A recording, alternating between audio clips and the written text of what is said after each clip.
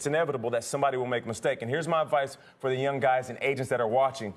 Everybody is looking at you. From the moment that you step off the plane and show up at the combine, everybody is paying attention. So the way that you treat the waiter who brings over your meal is the same way that you treat the coach that is going to interview. Pay attention to the details because they're paying attention to you.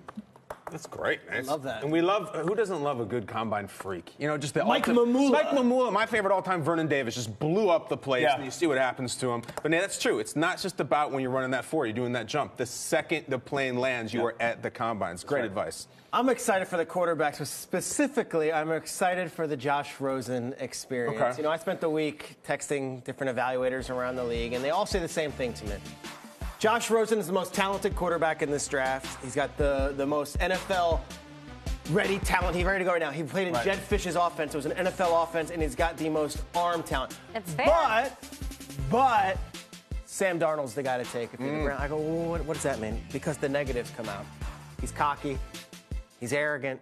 He thinks he's the smartest guy in the room. And if that's the case, let's give him a week to showcase what he's all about here in Indianapolis. Let's not knock this kid before he does anything with these NFL teams. This is all hearsay. And from what you're hearing, it's a lot of, look, he's probably the best quarterback in the draft, but I'm not. Well, Aaron Rodgers can be a bit cocky sometimes. Sure. Cam Newton can be a bit cocky sometimes. Josh Rosen has never broken the law. Josh Rosen has never done anything to get himself in trouble. All this stuff that's coming out on Josh Rosen, I just can't wait for Saturday because that's when all the talk goes away and all these quarterbacks go head-to-head and they throw, and I am telling you, it is going to be an experience. Josh Rosen's arm is like a cannon. He's 6'4", 220 pounds, and when he's going head-to-head against these other quarterbacks in the throwing drills, I want to watch what he does because I think he's going to put on an absolute show. And if you're a GM and if you're an evaluator who's saying, he's probably the best player in this draft or the best thrower in this draft, but yeah, I wouldn't. He had a jacuzzi in his dorm room. He had a jacuzzi, or he wore a hat that was maybe not really great. You know, if that's the case, maybe you're not best suited for the job because what I want is the GM who's going to take the best player and make the best player even better. And I can't wait to see what Josh Rosen does. Not so much behind the microphone. He's going to be interviewed. He's going to say some things. And people are going to say, oh, Josh Rosen, I mean, not my type of guy. Knock, knock, knock. Let's see him throw the football. Because if you could throw the football and you're the most NFL-ready arm in this draft. That's all that matters. Hey, to me, I'd like to roll my dice with that guy.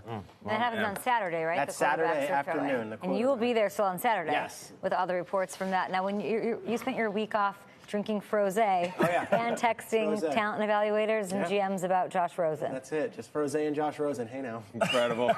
Peter got a mani-pedi at the pool, too. Incredible, Peter. I love it. French tips.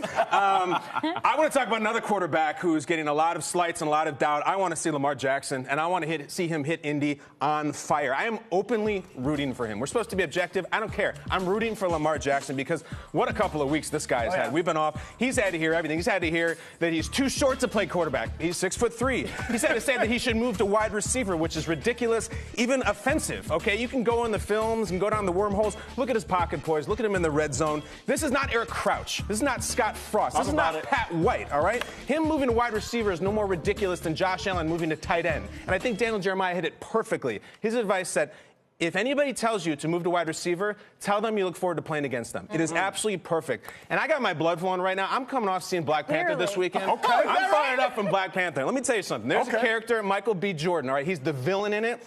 He's called Killmonger. And there's this amazing part where anybody in this country can show up and challenge the king to a fight in front of all the people. Everyone watches. Talk about it. He challenges Chadwick to a fight. And in the middle of the fight, he's going, is this your king? Is this your king? Is this your king? No.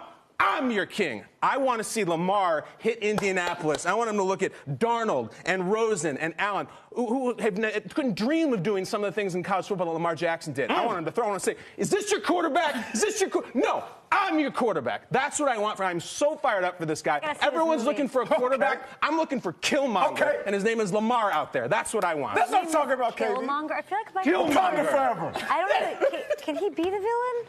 He's a villain you'd like. Like you're rooting for him almost. And he's giving Chadwick the hands, and I'm into it. That's my homework. Wakanda forever. And I'm a colonizer. I don't care.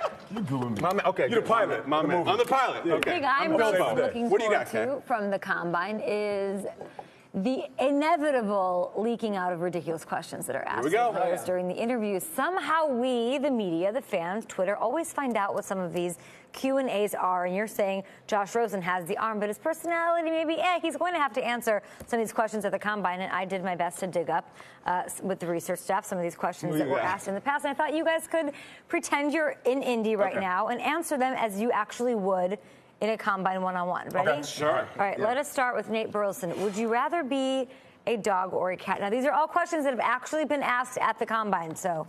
I would rather be a dog because they say that dogs are the most loyal. It's good. Hey, that's a good answer, buddy. I was at the Combine, guys. Combine trade. Peter, are you afraid of clowns? My answer would be I'm not afraid of clowns. In fact, I embrace clowns and all sorts of people who wear paint on their face.